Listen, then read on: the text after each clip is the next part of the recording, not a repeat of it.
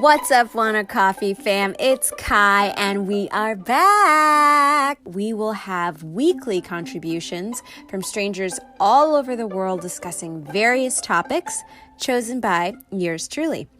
And this is the first time these contributors have spoken to one another, so you are in for a real treat. Without further ado, here's Ethan and Nikita with Divorce and Blended Families. Hello, everyone. Welcome to Wanna Coffee. I'm Nikita Anderson, and I am here with another phenomenal guest, co-host. Hello, everyone. My name is Ethan Nguyen. Good to be back speaking with Nikita here. I know, good times, good times. Always, always. We have a very interesting topic today, and we are talking about blended families and divorce, right? I believe that's the case, which is very interesting because the last time you and I spoke was, I believe, was on the subject of does marriage still matter? So certainly feels like a somewhat of a part two. So yes, I would agree. I would agree. Definitely feels that way. I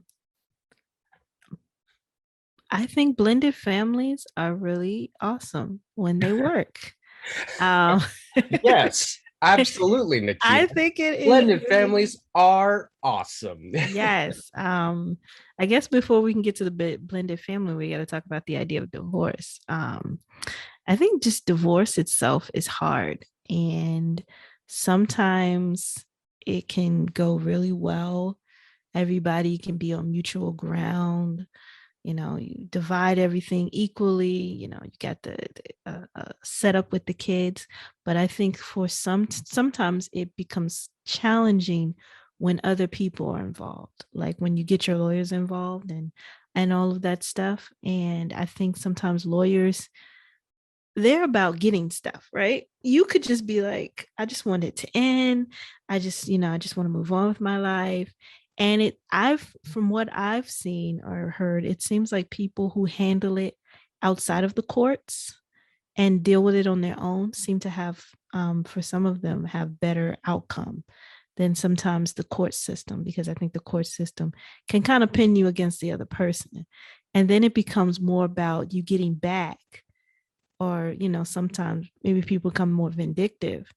And I think when you have this, oh, you're taking the dog, all right, well, I want the CD collection, or and because I bought that. And it's like, I don't know, all this just different things where it just kind of gets out of, and it just gets out of control, because now you're trying to one up the other person, and it becomes less about amicable leaving, parting amicably, than it is because now the emotions are, and it's almost like you have, like, the people in your ear.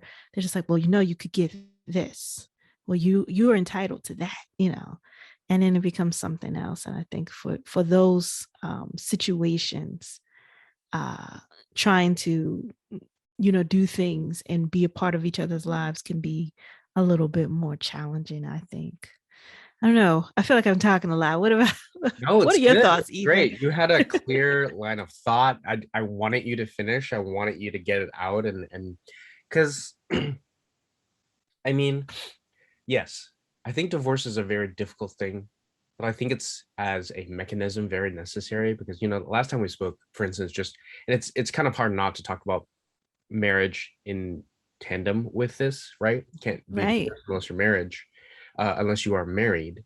And in the same way that you know, marriage is great for a lot of people, not great for the others.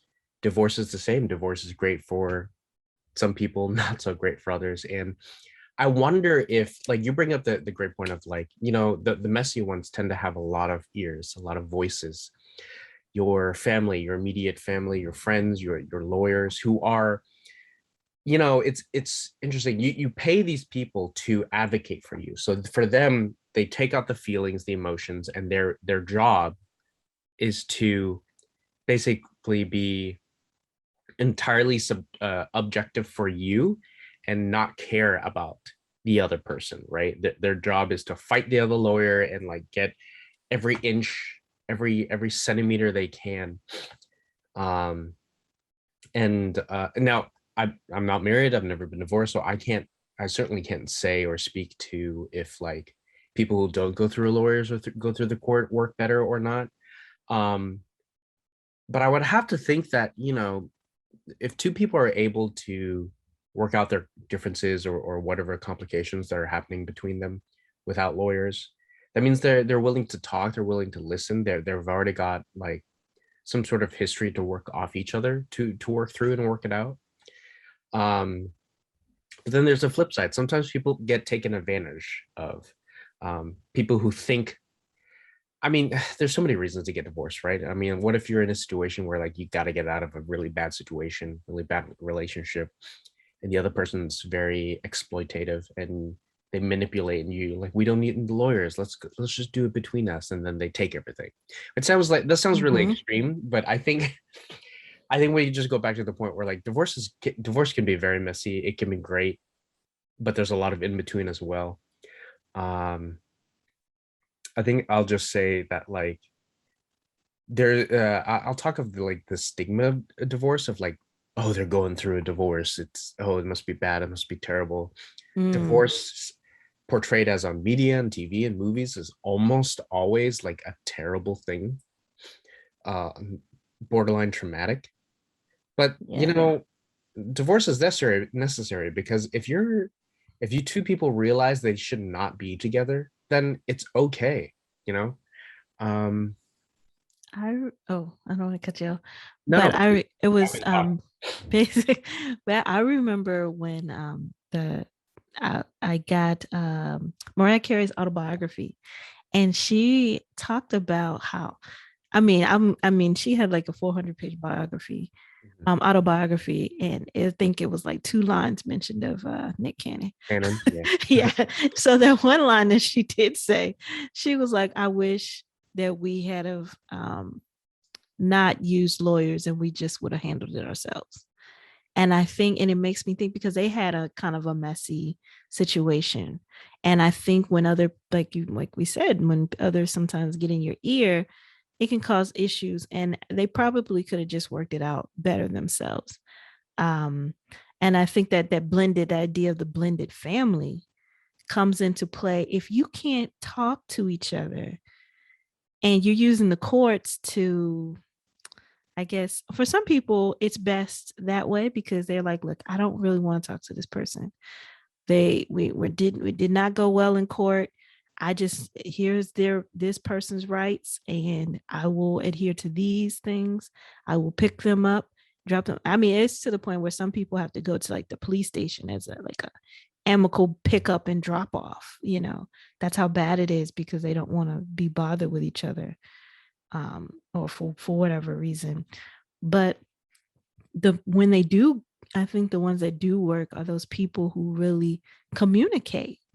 And I mean, one of the best visuals, I would say, when you think about, celebrities, because we talk about, that's what we see. We see what's on TV. What celebrities is I would say Jada Pinkett and Will Smith, in terms of their blended family.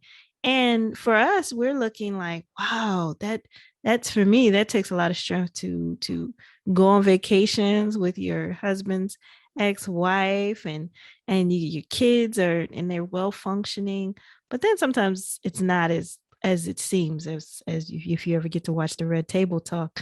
They've talked about a lot of stuff that it wasn't just seamless. They had to work at it. But I think it's just like any type of relationship, you just have to work at it, like blended or not, just like that, the whole communication thing. Maybe the communication is now stronger, maybe we're better as, partners in, relationship, not relationship partners, but parenting partners. But Yeah, like, I too don't have children, or this is merely my speculations and my thoughts, of but it course. could go, different. Yeah, but I mean, I think even without that direct firsthand experience, I mean, in ourselves, I think it's pretty spot on to say that no matter the situation, the context, whether it be marriage, divorce, just a regular relationship, blended family, single parent, whatever, all of it requires a kind of a commitment to the work of acknowledging that, you know, I feel for this person, or I feel for these persons, or whatever, I have these feelings. It's not necessarily automatically translates to the work that you have to put into to make the relationship work, whatever kind of relationship is. But at the same time, you know, since we're on the subject of divorce, it works for divorce as well. If you want an amicable divorce, whether it be through the courts, through lawyers, just yourselves, it also requires work, right? You have to Mm-hmm. come to some sort of middle ground. You have to communicate. You have to work these things out. You can't just make assumptions, right? Demands and stipulations, ultimatums, things like that. Yeah. Yeah. It's so complicated. And then this whole idea of a blended family, what really gets me is kids. Like, you know, it depends on how old they are. Are they, and then what happens if these, okay, we have now we have these blended families, right? And or like maybe two people got married or remarried, and maybe one had kids, the other didn't. And so you're like the stepmom and the stepdad. And now mom and dad get divorced. And you know, this was my stepmom. Oh, do you remember when Sandra Bullock, I think she won for that movie? She had won her Oscar, and she had thanked her The blind husband. side. Yeah, she had thanked her husband, and then like not even a week Yeah, good yeah, went by, and the scandal came out that yeah, he had been cheating on her and all this other yeah. stuff. And she left them. Well, you know, they divorced, but he had a daughter, and she was, you know, she was stepmom. She was, but when the divorce happened, she needed to have a clean break, and she broke ties. I mean, she eventually adopted her own children, but it's like I think about like that. I think about when Holly Berry was married to the singer Eric Benet. He had a daughter, and she was heartbroken when Holly Berry, you know, cut ties. But it's like, how do you deal with that? Like, you know, you're, you know, if you're as a step parent who you're no longer obligated to this relationship or this situation. How do you break away from the children? That's a terrible question to ask, right? And by Mhm. terrible, I mean terribly difficult. Like, I don't, Yes, definitely. there's no black and white there, right? It's all gray. Mhm. Like, you have immediate reactions. I have immediate reactions to just hearing that, right? Like, and immediately my brain goes to, oh, maybe they should this, or maybe they should that. Except you also have to rein that back. I have to rein that back and realize, you know, I don't know their situation. I don't know their Mhm. mindset. Like, I shouldn't be trying to suddenly pass judgment on like what their behavior should or should not have been. Yes. But if nothing else, you do have to assume that in situations like that, the children suffer. Mhm. In Definitely. what degree, I have no idea, but I just kind of hard for me to just say like, oh, the kids were totally fine. Yeah, right. And then, but you know, you hear they talk about it later, but I can only imagine like you, all of a sudden you have this two-parent household and you're good. And then, because at least when your parents divorce, for the most part, or, you know, oftentimes you still are interacting with both parents and they still have some level of obligation to you because they're your parents, right? But when it's a step mother or father and they divorce, and it's like now there's this whole level, especially if it didn't end on a good note, like someone, you know, us overstepped in the relationship, or it was just irreconcilable differences. I just really feel for the kids because I couldn't imagine like one day I have this mother and the father, and then the next thing it's like, no, that this person is no longer going to be connected to you. They're probably not going to call you anymore. They need to just break away. And it's just like, man, And that I have to sucks. imagine that being a child in that situation, it's hard to even get to the point where you accept these people into your lives Mm-hmm. to be Or given. even, especially like you're a teenager. Right. Yeah, right. Like, you think of the amount of work and emotional work that is required for you to, like, okay, I accept this person in my life. They're my step parent, and I'm going to accept them as the step parent. Maybe not. Maybe they had a fraught and terrible relationship to begin with. Who knows, right? But But in general, you would have to just say like being put in that situation in any way where you're the child and you've got a step parent coming in, there's got to be some sort of work involved both ways, and then for them to then later leave, I, you know, it just depends on how committed or invested you had got yourself into, how much you had let yourself believe this was a thing. Mm-hmm. Yeah, Definitely.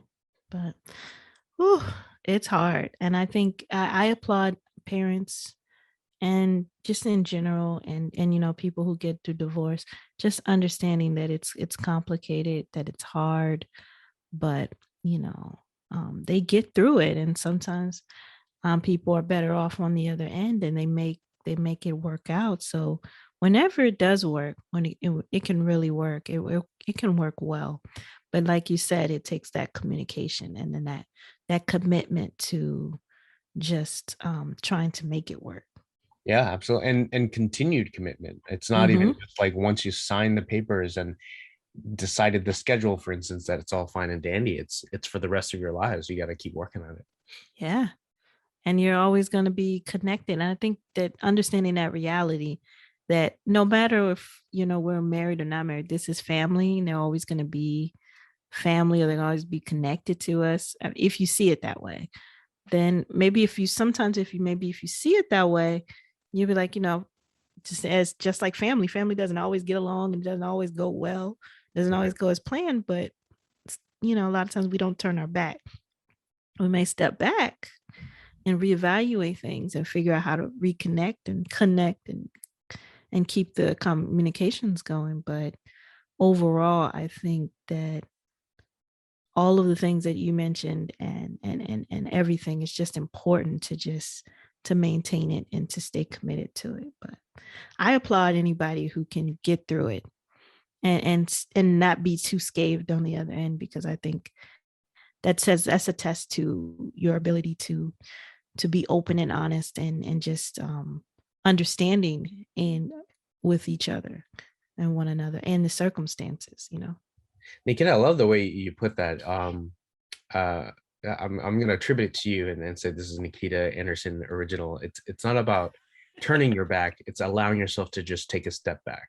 Um, Yeah, that it's that sounds good. Yeah.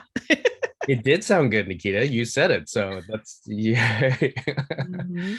um, yeah, it's a really great way to put that because you have to be aware of when you need just a little bit of space, when you just need like more perspectives of something. You need to take that step back to sort of see the bigger picture, allow the emotions and feelings of the moment to not overtake sort of the end game or the through line of why you're still in this relationship or whatever it is, this family, the purpose, right, the relationships. Mm-hmm. Yeah, Totally agree.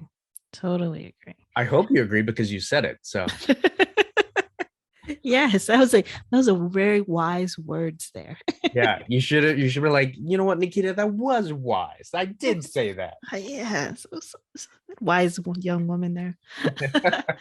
But that's the extent of what we could probably even say or Right, speak totally. on divorce or blended, you know, families. And just I just look, you know, I think it can work. I'm not skeptical to think it doesn't, but I'm not disillusioned to think that it is easy either. But Absolutely. Yeah. you know, teamwork makes the dream work. So if you're on a team and you're willing to work on it, then I think it can work out for the Yeah. best. But I think Uh, that's our time, right? yeah, it is our time. I'm gonna pause here, but Nikita, as always, wonderful to chat with you. You I'll too. just say goodbye here. Have a good week, everyone. All right. Thank you. You too.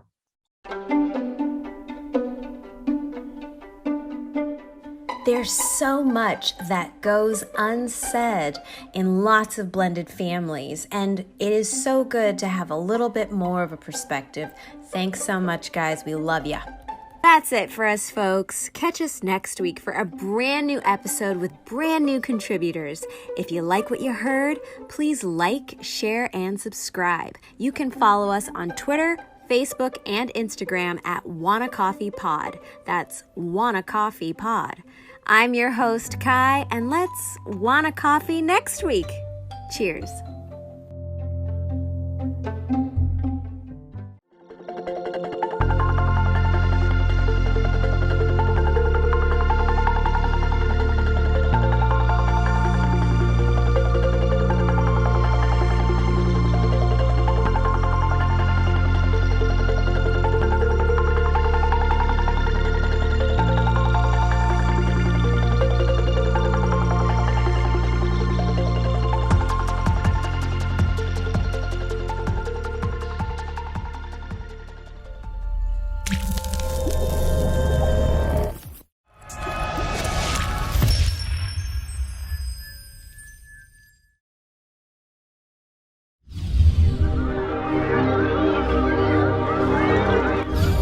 Oh my God, orange is not my new black.